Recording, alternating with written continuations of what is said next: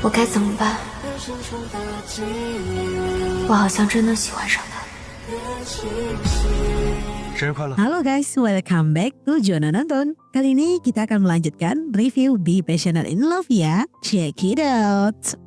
Saat mereka asing ngobrol, mereka melihat sosok Guyen. Mulailah si cowok-cowok gosip soal Guyen dan Lujo. Mereka mengeluarkan teori-teori yang mereka dengar dari gosip tersebut. Guyen bisa mendengar mereka menggosipkan dirinya. Dia pun keluar menghampiri mereka. 有钱的男人老了还用去超市抢鸡蛋吗？ Dia pun sekak mereka dengan beberapa kata yang menurut mereka semua yang mereka ucapkan tidak ada yang benar. Dia tidak segila itu menyukai Lujo. Ujung-ujungnya mereka pun minta maaf dengan tulus. 对不起，我们错了。 Guyen ngajak Suji berbicara. Dia menceritakan bagaimana dia bisa menyukai Lujo. Karena dulu hanya Lujo yang mau sekelompok dengan dirinya yang super sibuk. Dia kira Lujo tertarik padanya. Rupanya Lujo hanya gak mau diganggu pas kerjakan tugas, makanya dia memilih Guyen. Guyen tahu kalau Lujo menyukai Suji. Dia kasih tahu Suji kalau dia sudah bisa menebak semua itu dari raut mukanya Lujo. Dia juga dengan jujur berkata kalau dia sangat iri kepada Suji yang bisa menaklukkan hati Lujo yang begitu dingin. Selanjutnya Suji mencari Lujo. Dia tahu Lujo sempat kesel saat dia ngajak bermain pas mereka nonton bioskop itu. Karena hal itu dia menembus kesalahannya dengan mentraktir Lujo makan. Tidak lama Suji ngajak dia tanggal 8 nanti hadir ke acara ulang tahunnya. Lujo berkata dia ada janji lain. Suji mengira dirinya masih ngambek dan berencana menceritakan Lujo. Lujo pun kasih tahu kalau dia tidak bisa hadir bukan karena ngambek. Tapi tiba-tiba ibuku kasih tahu nenekku mau buat acara syukuran soal visaku yang sudah granted. Lujo mengingatkan kembali Suji yang ngajak dia bermain. Dia pun akan menyetujui permainan tersebut. 这样玩你玩不过我的。 Tanggal 8 tiba di mana Suji dan teman-temannya merayakan ulang tahunnya. Teman-teman dekat Suji datang meramaikan.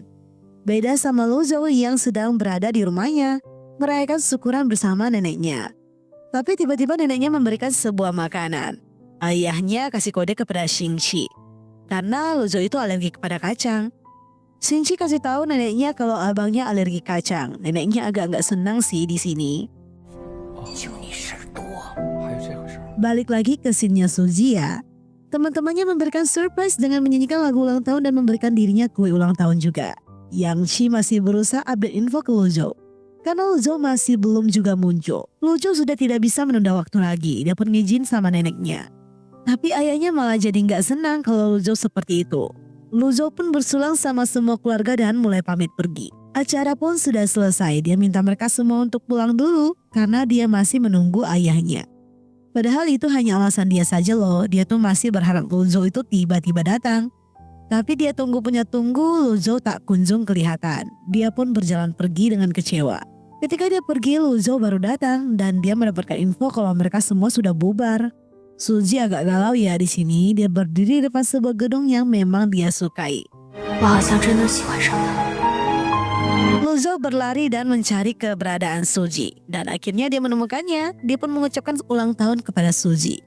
Suji tentu saja langsung bahagia. Dan dia kaget rupanya bentuk kue itu mirip seperti gedung yang sedang mereka hampiri ini. Karena itu adalah gedung hasil karya ibunya Suji loh. Keduanya pulang ke rumah Lujo untuk melanjutkan nonton film bersama. Saat Suji mau ke toilet, dia tak sengaja jatuh ke pangkuannya Lujo. 您刮胡子了吗？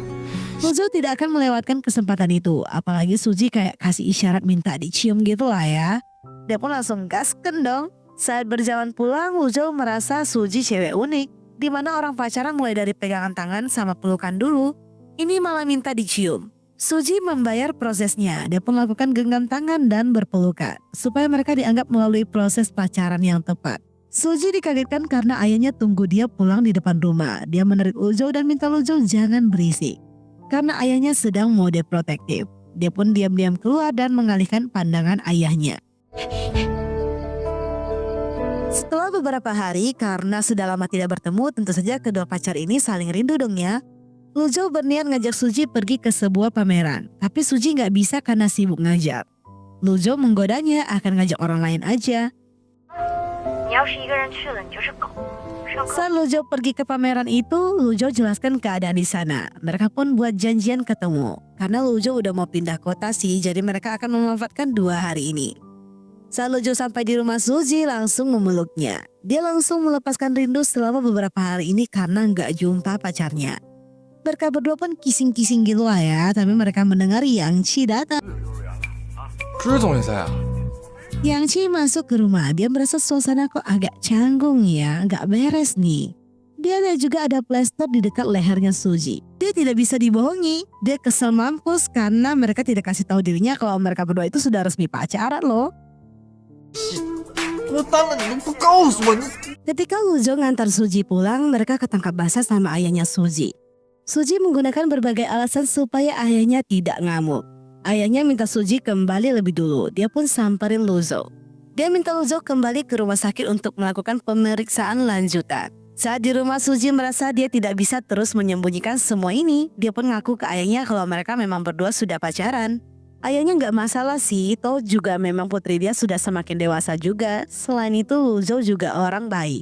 Tapi ketika dia tahu kalau mereka akan segera putus karena Lujo akan ke luar negeri, tiba-tiba ayahnya pegang pisau mau tebas bagian anunya Lujo. Saat di rumah Lujo, Yang Chi berencana memberikan surprise selamat atas kejadian kedua orang ini. Tapi dia malah salah kasih surprise, yang muncul adalah ibunya Lujo. Saat Lujo kembali, Yang Chi tidak bisa membantu apapun dan menyerahkan semua ini kepada Lujo. Ibu Lujo yang tahu anaknya berpacaran, dia mau segera membawa Lujo pergi. Dia mau anaknya pergi bersama keluarganya ke sebuah tempat, dan dari situ Lujo tak perlu kembali lagi, langsung pergi ke universitasnya. Lujo awalnya mau menolak, tapi ibunya kan memang selalu mode maksa ya, jadi dia juga tidak bisa melawan permintaan ibunya. Di sisi lain, ayah Suji sudah mabuk berat, dan Suji juga mendapatkan info kalau keberangkatan Lujo ke luar negeri itu dipercepat loh. Jadi kemungkinan waktu mereka bareng sudah sangatlah sedikit. Mendapatkan info itu, Suji sangat sedih dan dia pun akhirnya minum juga deh, dan dia pun sudah mulai mabuk. Dia melihat list yang ada di dindingnya. Dia mau lakukan semua itu sebelum Lujo pergi nanti. Saat Lujo datang memeriksa, dia perlihatkan betapa cerianya Suji ketika masih kecil. Dia kasih tahu kalau Suji semalam nangis dan mabuk. Suji mendengar semua itu, dia tidak membenarkan cerita lebay ayahnya. Tapi ayahnya tetap kepo mau kemana mereka nanti. Ketika Lujo bilang mereka mau menendik telinga, ayahnya ceritakan masa lalu Suji. Dimana dulu Suji anak manja, dan ketika ibunya tiada, dia pun jadi cewek mandiri. Bahkan dia jarang ceritakan kesulitannya kepada ayahnya. Dia berharap Lujo tidak hanya main-main kepada putrinya, karena dia sebagai ayah akan menjadi siaga terdepan buat putri cantiknya ini. Saat perjalanan menuju ke tempat tukang tindik, Lujo merasa Suji ini sangat mengerti dirinya. Bukan hanya ke ayahnya saja, dia tidak mau membuat Lujo sulit. Dia tidak pernah keluarkan sepatah kata pun dari mulutnya untuk meminta Lujo tetap tinggal. Mereka pun telah tiba di tempat tujuan. Suji minta Lujo pilihkan anting untuknya. Lujo memilihkan anting motif bintang untuk Suji karena mengingat mereka pernah nonton meteor bareng. Hari sudah semakin malam. Suji pun sudah hampir tiba di rumahnya. Saat Suji berjalan pergi, Lujo merasa kayaknya dia tidak akan menemukan wanita seperti Suji lagi sih. Di sini Lujo pulang karena dipanggil ayahnya. Ayahnya agak flashback sama kisah masa lalu saat Lujo pertama kali masuk ke rumah mereka. Ayahnya memberikan kunci apartemen. Dia juga minta Lujo seringlah pulang kalau sudah di luar negeri nanti. Lujo malah memutuskan untuk jarang pulang aja kalau dirinya memang sudah pergi nanti. Keesokan harinya Lujo menghubungi Suji. Suji tahu pacarnya sedang tidak baik-baik saja nih. Dia pun berniat samperin Lujo. Ketika dia sudah samperin Lujo, dia mau memeluk dan mesra-mesraan. Tak disangka rupanya ada si Yang Chi di sana. Yang Chi wawancara siapa yang mulai duluan nih. Yang Chi tidak percaya. Karena dia tahu Lujo mau keluar negeri, mana mungkin dia mau memulai hal yang sementara ini. Tapi tiba-tiba Lujo agak keras menjawab Yang Chi. Yang Chi tidak terima dan dia pun ngambek. Suji agak gak enak hati ya. Dia merasa mereka bertengkar karena dirinya. Lujo merasa itu hal yang biasa. Dulu pas aku pindahan juga, Yang Chi selalu bersikap demikian. Dia pasti akan cari masalah di saat-saat begini. Dia sudah hafal sama sifatnya Yang Chi. Dia pun keluar ke depan. Dia tahu Yang Chi tidak akan pergi.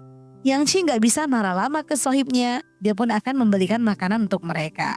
Saat Yang Chi kembali, rupanya mereka sudah rame-rame datang loh. Dan ada Guyen juga.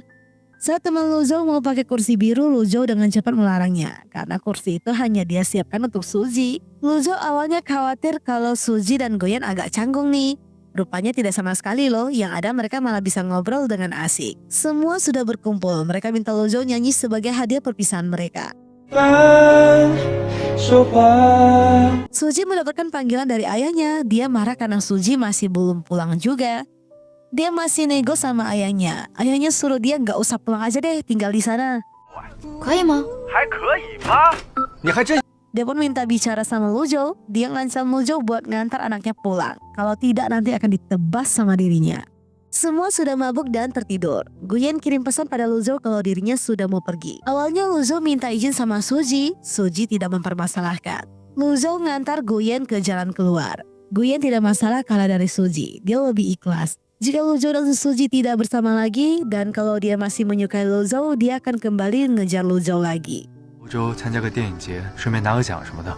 Hari pun sudah pagi. Luzhou dan Suzy berjalan keluar sambil hirup udara. Sambil Luzhou ngantar Suzy buat pulang juga, mereka pun sudah sampai di persimpangan. Sudah saatnya buat berpisah. Tapi sebelum pergi, Luzhou tahan Suzy dulu sambil melihat matahari terbit. Karena Suzy memang mau lihat matahari terbit bersamanya sih. Kini mereka benar-benar harus berpisah. Perpisahan ini juga sebagai tanda mereka putus hubungan. Sebelum Suzy pergi, Luzhou minta memeluknya sebentar. Suzy membalikan badan dan memeluk Luzhou. Meskipun sedih, ini adalah takdir mereka. Mereka memang harus berpisah karena mereka akan berada di negara yang berbeda. Mungkin mereka akan jadi asing ke depannya. Keesokannya saat Suzy jalan-jalan, tanpa terasa dia tidak sengaja sampai di depan rumah Luzhou. Dia duduk sejenak sambil menuliskan beberapa kata. Kebetulan Luzhou datang kembali untuk membereskan beberapa barang. Mereka pun harus kembali berpamitan lagi. Tapi di sini suasananya agak canggung dan terasa asing banget loh. Saat berada dalam pesawat, Luzhou membuka tasnya. Dia kaget di dalam sana ada payung dan surat yang diletakkan secara diam-diam sama Suzy. Dia pun kini sudah mengerti apa maksud kata-kata Suzy yang selama ini dia tidak tahu artinya. Kesepian mulai terasa di antara keduanya, di mana Luzhou memimpikan Suzy, tapi dia tidak bisa menemukan Suzy. Sedangkan Suzy selalu teringat momen-momen saat mereka bersama. Mereka berdua memang tidak bisa dipungkiri, perpisahan ini membuat hati mereka semakin rindu. Saat tiba di kota Rui, mereka sempat makan bareng.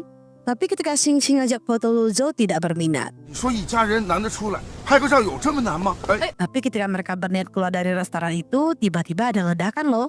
Semua pun heboh. Ayah dan ibu Luzhou langsung panik dan mencari keberadaan anaknya. Mereka kaget melihat orang-orang berdarah berjatuhan di depan mereka. Xingqi juga terluka karena ditabrak kerumunan. Mereka langsung hubungi Luzhou. Untungnya Luzhou dan Xingqi tidak kenapa-kenapa. Tapi ponsel Luzhou malah terlempar, dia pun mengejarnya. Karena di sana ada daun yang memang berarti untuknya. Suzy melihat berita itu. Dia tahu pasti ini adalah kota yang sedang dikunjungi sama Luzhou. Orang tua mereka telah bertemu sama anak-anaknya. Mereka pun mau segera membawa Xingqi ke rumah sakit. Luzhou melihat Suzy menelponnya. Tapi ponsel dia sudah hancur dan tidak bisa ditekan sama sekali. Dia mencari tempat untuk menelpon. Dia dengan cepat menghubungi Suzy. Suzy agak lega mendengar Luzhou tidak kenapa-kenapa. Tidak banyak kata yang bisa diucapkan. Apalagi Luzhou berusaha menyembunyikan apa yang dia rasakan sama Suzy. Dia tidak mau Suzy makin sedih karena dia tidak bisa bersama dirinya. Rupanya di sini Luzhou juga terluka loh, cuma dia tidak mau kasih tahu orang tuanya. Ketika malam, ibu Luzhou memimpikan buruk. Dia pun terbangun dan mendengar ayah Luzhou sedang marah-marah. Karena Luzhou memutuskan untuk tidak mau kuliah di luar negeri. Ayahnya tentu saja tidak akan pernah menyetujui keputusannya Luzhou. Luzhou merasa dia sudah mengambil keputusan. Dia sudah tidak peduli disetujui atau tidak. Ibunya merasa mereka harus segera pergi. Dia sudah tidak tenang berada di sini. Ayahnya pun semakin marah karena ibunya setuju Luzhou tak jadi kuliah di luar. Ibunya tidak sanggup melihat keadaan tadi. Dia tidak mau hal itu terjadi kepada Luzhou. Scene pindah ke tempat Suzy, di mana Suzy sudah bersiap mau berangkat ke Beijing. Ayahnya dan keluarga Ying pun ngantar dia ke depan taksi. Mereka harus berpisah jarak mulai sekarang. Sedangkan Ying akan berjuang 1 tahun lagi supaya dia bisa berkuliah di jurusan yang dia inginkan. Suzy sudah tiba di Universitas Huaguang. Dia pun satu kamar sama teman-teman yang super ramah dan perhatian. Di sini mereka sedang melakukan acara penerimaan siswa baru, di mana Suzy melihat sebuah penampilan dari Chiang Yu yang menampilkan sebuah lagu membuat dirinya kembali teringat sama Luzhou.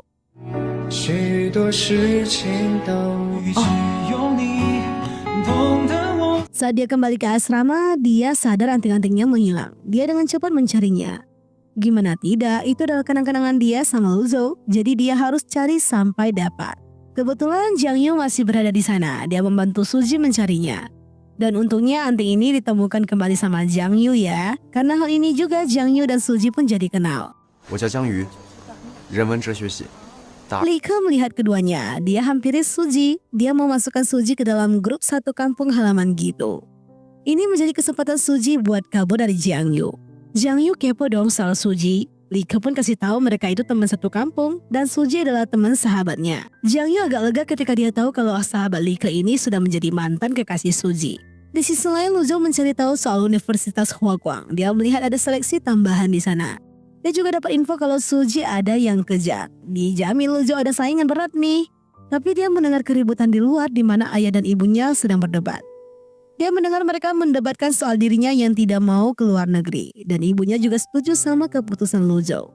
Ayahnya merasa ibunya tidak menepati janji. Ibunya kekeh tidak mau. Dia tidak akan membiarkan anaknya pergi ke tempat bahaya. Ayahnya malah curiga kalau ibunya sudah merencanakan semua ini. Kini ibunya tahu kalau ayahnya selama ini tidak pernah mempercayainya. Ayahnya merasa dulu ibunya pernah berbohong, makanya dia sudah tidak bisa percaya padanya. Dia mau ibunya menepati janjinya. Ibunya tetap tidak mau. Dia memilih cerai saja kalau ayahnya masih ngotot mau kirim Luzhou keluar. Mendengar itu, Luzhou keluar melindungi ibunya. Ayahnya merasa mereka berdua sudah kerjasama nih untuk hal ini. Dia pun emosi dan menyetujui permintaan cerainya ibu Luzhou. Ibunya tahu Luzhou terluka karena menahan pecahan gelas itu. Luzhou merasa kalau tidak ada dirinya, mungkin rumah tangga ini akan baik-baik saja. Ibunya minta Luzhou jangan pikir demikian, dia akan urus masalah dia sama ayahnya. Luzhou juga mulai hari ini memutuskan untuk menentukan masa depannya sendiri. Pindah ke Suji, di mana tim klub Suji sedang bertugas untuk nempel-nempel brosur gitulah ya. Saat Suji memanjat ke atas buat nempel, ketika dia turun dia merasa kakinya kesakitan. Jiang Yu pun membantunya. Ada seorang pria yang menatap dari balik kaca loh. Ketika Suji dibalik ke asrama, dia mendapatkan sekantong obat. Dia kaget kenapa obat ini pas banget di saat kaki dia sakit. Dia yakin itu adalah Luzhou. Dia pun keluar mencari keberadaan Luzhou, namun dia tidak menemukannya. Dia mencoba menghubungi Luzhou, tapi tidak ada jawaban. Ketika dia kembali, rupanya Luzhou hanya balas kalau dia baru bangun tidur. Li Ke pun kasih tahu kalau dirinya lah yang memberikan obat itu. Dia berkata dirinya ada mata-mata di sana. Dia lakukan ini hanya karena sebatas mereka adalah teman satu kampung. Tapi Suji merasa ada yang aneh. Karena soal sakit sendiri ini tidak pernah dia ceritakan kepada orang lain dan tidak banyak yang tahu. Dia hanya pernah menceritakan ke Luzhou saja. Keesokan di depan asrama Suji ada seorang pria melakukan pernyataan cinta. Rupanya orang itu mau nyatakan cinta buat Suji. Suji orangnya mah masa bodoh banget ya. Sampai teman-teman sekamarnya Suji yang semperin minta cowok itu buat pergi. Karena banyak yang ngejar Suji. Suji sama sekali tidak tertarik buat pacaran dan lain-lain. Dia mau fokus belajar dulu. Senior merasa ada yang gak beres nih. Jangan-jangan kau menolak semua pria itu karena kau sudah suka sama pria lain ya. Suji pun berkata dirinya baru putus, jadi dia tidak berminat pacaran dulu. Mereka mulai kepo, setampan apa mantannya Suji? Suji merasa mantan dia sangat tampan sih. Selera Suji mah tidak kaleng-kaleng dong. Scene selanjutnya terlihat seorang pria misterius di mana dia sedang menjadi pusat perhatian orang-orang. Yang Chi melihat keramaian itu dan kaget rupanya orang itu adalah Luzhou. Dia tentu saja kaget, harusnya kan Luzhou ada di luar negeri, kenapa bisa ada di sini? Mereka berdua pun memutuskan untuk makan bareng. Yang Chi aneh kenapa Suji hari ini tidak ada bahas soal Luzhou ya? Jangan-jangan kau masih belum menemui dirinya.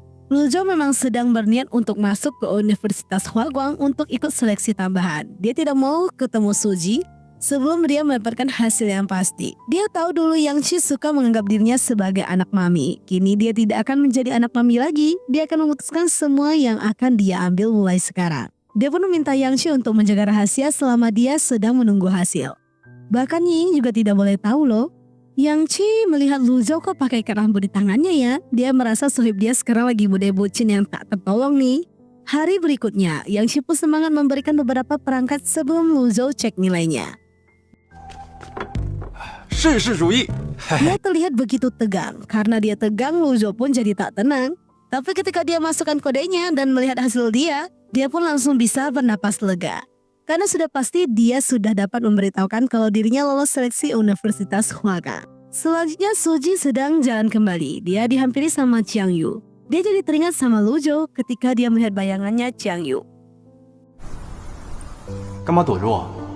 Teman sekamar Suji sengaja tinggalin mereka berdua supaya leluasa berbicara. Jiang Yu berusaha deketin Suji dengan ngajak kelarkan tugas klub. Dan kalau sudah selesai tugas itu, dia berniat ngajak Suji pergi nonton konser dan lain-lain. Suji akhirnya jujur ke Jiang Yu. Dia terima permintaan WeChat Jiang Yu karena dia kira Jiang Yu itu adalah Luzo loh. Karena foto yang mereka pakai itu sama.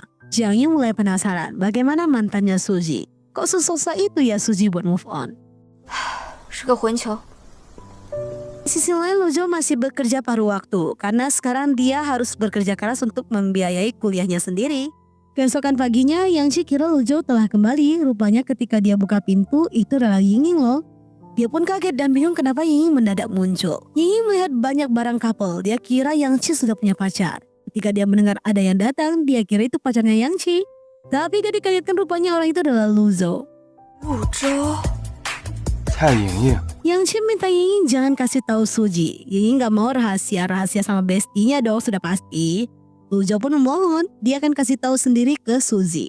Ying pun setuju. Tapi dia mau Yang Chi membantunya satu hal juga. 谢了。 Yang Chi rupanya bantu Ying untuk surprisekan Suji loh. Suji senang banget sohib dia datang ke Beijing menemuinya. Mereka berdua pun memutuskan untuk nginap di hotel.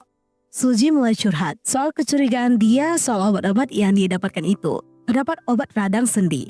Dia mulai aneh. Perasaan soal radang sendi dia itu yang tahu hanya keluarganya dan terakhir dia hanya kasih tahu Luzo. Ying sudah tak tahan sih mau kasih tahu sebenarnya tapi segera ditahan sama Yang Chi. 一哲， Suji sudah memutuskan untuk ganti nomornya. Dia kirim nomornya ke Ying. Ying segera kirim pesan ke Luzo, minta Luzo bergegas karena Suji sepertinya sudah memantapkan diri buat move on nih. Luzo pun telah mendapatkan kamar di asrama. Yang mengagetkan rupanya dia sekamar sama Lika loh. Lika kaget rupanya Luzo nggak jadi kuliah di luar negeri dan malah jadi teman sekamarnya. Dia pun mau merayakannya dengan makan di kantin. Sedangkan para ciwi-ciwi ada yang heboh karena gosip ada pria tampan di kantin. Suji nggak peduli mau tampan atau enggak, dia hanya mau pergi makan saja. Ketika Suji ke kantin, Jiang Yu memanggilnya. Hal ini membuat Suji dan Luzo akhirnya bertemu. Suji kaget banget dan tak bisa berkata apa-apa. Ketika Luzo nyamperin Suji, Suji tanya apa hubungan pria ini sama Luzo. 他哥哥吧，陈三周。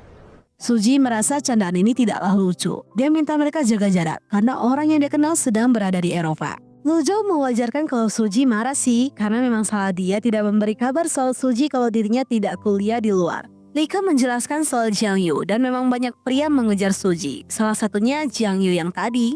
Luzo merasa bebas aja sih Suji mau dekat sama siapapun. Sebenarnya ya beda di mulut, beda di hati sih. Tapi ketika dia kembali ke kamarnya, dia malah minta jadwal kelas arsitek ke salah satu temannya. Kebetulan pacar dia itu jurusan arsitek juga. Luzo mengirim pesan ke Suji dengan emot anjing sedang mengibaskan ekor. Karena masih ngambek, Suji pun abaikan saja. Keesokan paginya, Luzo menunggu Suji buat sarapan bareng. Meskipun Suji minta Luzo buat pergi, Luzo tidak menyerah. Mereka berdua pun tetap sarapan bareng. Dia aneh kenapa Luzo bisa tahu semua kegiatannya ya. Luzo kasih tahu kalau dirinya ada jadwalnya Suji. Suji merasa Luzo terlalu banyak omong, dia minta Luzo untuk diam. Tapi ketika dia tanya-tanya sama Luzo nggak mau jawab dan berkata kalau dia diminta untuk diam.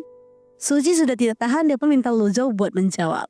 Baru deh Luzo jawab kalau sebenarnya dirinya tuh tidak ada niat untuk mempermainkan Suji. Semua karena kecelakaan mendadak di kota Rui, mengakibatkan ibunya setuju Luzo tidak kuliah di luar negeri. Selain itu juga dia tidak kasih tahu Suji karena awalnya dia tidak yakin bisa lolos di Universitas Hwagang. Makanya dia tunggu lolos dulu baru ketemu dan kabarin Suji. Suji agak sedikit lega ya karena sudah tahu cerita aslinya.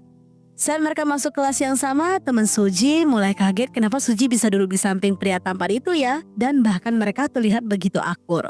Selain itu Suji di kelas juga begitu pintar loh. Bahkan dia bisa terlihat lebih pintar daripada Luzo. Dia terobsesi buat ngalahin Luzo juga sih di sini. 哎， Saat berakhir kelas, teman-teman dia pada kepo apa hubungan Luzhou sama Suji ini. Kenapa mereka bisa begitu dekat? Suji malas jelaskan panjang lebar ke mereka. Intinya dia hanya bilang mereka ini orang dari satu kampung gitu lah ya. Selanjutnya Luzhou terlihat sedang belajar di perpustakaan. Tiba-tiba ada seorang wanita yang menghampirinya dengan alasan mau masukkan Luzhou ke sebuah klub di kampus. Luzhou tahu arah pembicaraan wanita ini. Dia pun ngajak bicara di luar. Tapi ketika dia keluar, dia malah melihat Suji. Dia memanggilnya. Tapi respon Suji kayak kurang niat gitu lah ya. 徐之， Luzhou sengaja mengeraskan suaranya supaya Suji mendengar pembicaraan mereka. 不能， 但我现在正在追我的前女友。 Ketika dia kembali ke ruangan, Liko mulai kepo apakah Suji melihat kejadian tadi. Luzhou kasih tahu kalau Suji lihat dan sepertinya dia cemburu. Tapi Liko merasa tidak ada tanda-tanda cemburu sama sekali nih.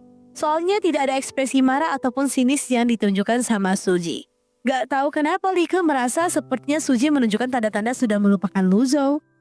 Si Liko nih mah buat Luzhou jadi kepikiran aja. Keesokannya Suji dan teman sekamarnya nyamperin Luzhou. Dia berniat meminjam drone-nya Luzhou. Luzhou tentu saja memperbolehkan. Teman sekamar Suji merasa keduanya tidak seperti teman biasa nih. Seperti ada percikan cinta gitu lah ya. Dia pun mempersilahkan keduanya buat ngobrol sampai puas. Luzhou bingung kenapa teman sekamarnya bisa berpikir kalau dia menyukai Suji sedikit ya. Suji kasih tahu kalau teman-temannya kira Suji iri dan cemburu sama mantan pacarnya Luzhou. Padahal dialah mantan pacarnya. Luzhou pun dengan pede mengakui kalau dia memang mau kembali mengejar Suji. Dia sengaja ucapkan kata-kata itu karena dia yakin gosip cepat menyebar. Dan tidak ada cewek yang bakal mendekatinya kalau sudah tahu dia sedang ngejar mantan. Tak segampang itu Ferguson, tiba-tiba cewek datang minta WeChat-nya. Luzhou menolak itu dengan berkata harus minta izin sama mantan pacarnya dulu sambil menunjuk Suji. 先问我前女友。 Saat kembali ke kamar, teman-teman dia mulai heboh dong karena tahu Suji itu adalah mantan pacarnya Luzhou. Mereka kepo berat dong udah pasti ya.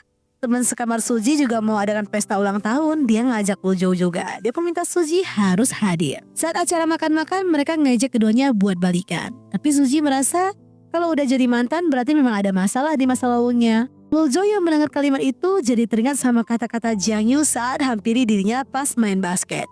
Dimana Jiang Yu minta Luzhou menghargai Suji dan jangan sakitin dirinya. Kalau nyakitin dia, jadilah mantan selamanya. Luzhou aneh. Emang Suji kasih tahu kamu kalau aku nyakitin dia? Kalau Suji tidak pernah cerita apapun, gimana kau bisa menentukan aku menyakitinya atau tidak? Intinya Jiang Yu ceritakan bagaimana effortnya Suji mencari anting dia yang menghilang dan dia tahu anting itu pasti dari Luzhou. Dari sana Luzhou bisa nebak kalau sebenarnya Suji itu masih tidak melupakannya dan tebakan Liko itu salah. Saat mereka berjalan pulang, hujan pun turun. Luzhou menarik Suji ke sebuah gedung. Dia sudah tidak bisa bersabar karena dia tahu Suji masih menaruh perasaan kepadanya. Dia pun mencium Suji. Oke guys, kita bersambung dulu ya. Berjumpa lagi di chapter terakhir di postingan berikutnya. Jangan lupa untuk ikuti review ini sampai tuntas ya.